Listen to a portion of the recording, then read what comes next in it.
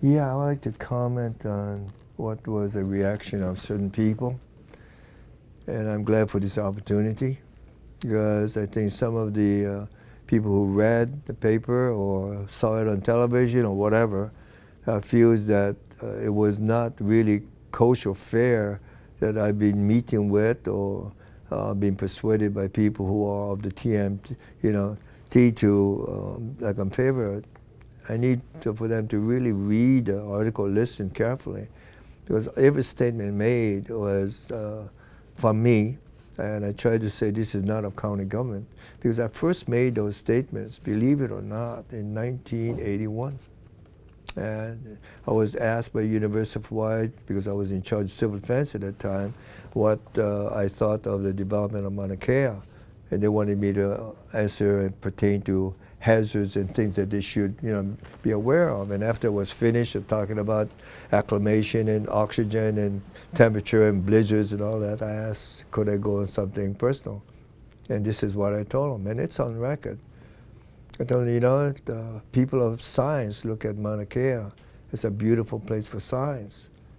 But please know that there are people that look at Mauna Kea not of science, but of just majestic beauty of nature and part of their soul. That was 1981. And basically, it kind of went on to say that if you are going to trespass on this property, you have to do it with care. You have to do it with understanding and working with. Again, 1981. I've said that many times between then and now.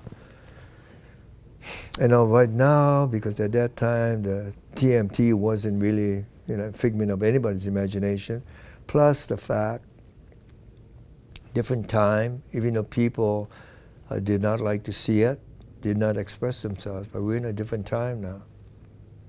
On Mauna Kea, I will expand what I said. For a long, long time, people who know me know that this is who I am. I always said that I think war is mankind's greatest failure. I always thought that Hawaii was such a special place for the world, that we signified such a beautiful place of people, not of the scope, right, of people, of the cosmopolitan race. That's how I grew up. There was all our beauty contestants, pageants rather, would have a cosmopolitan section. And I used to feel so proud of that as a kid, in the Army and college, cosmopolitan. What does it mean? People that belong to the world. I used to go speak in graduation as a mayor or civil defense or as a person and brag about that of Hawaii. I used to pick on crowds and say, is that your friend? And he would say, yeah. Good friend? Oh yeah. What religion is he? He would, 99% of the time, I don't know. Oh, and I'd pick on people who look like mixed. What ethnic group is he? I think, but I don't know, I said, you know what? Isn't that beautiful? You know why you don't know? Because you don't matter. And that's who we were.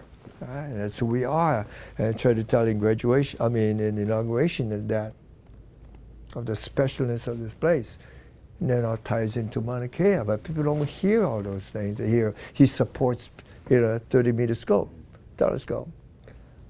Absolutely, just like the geothermal question. It has to be done the right way. I believe Mauna Kea is a gift to the world. I've told this to some people who are against the scope. I don't look at Mauna Kea in isolation.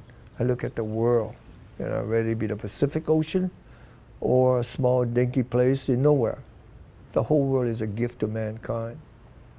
I believe that in regards to what is happening worldwide of leadership of war, especially now because of that and what's going on, of our values of how we treat people, how beautiful I think it would be for Hawaii that if Mauna Kea became a monument to the world of this special place of people and place, a monument that says a quest of knowledge to make us a better people, a quest of knowledge of past and present mistakes to make us better stewards of this land. That's what they don't hear. And those who are so involved in it, and I don't blame them. Oh, he's for the TMT. How come he's talking to them? That's absolutely not true.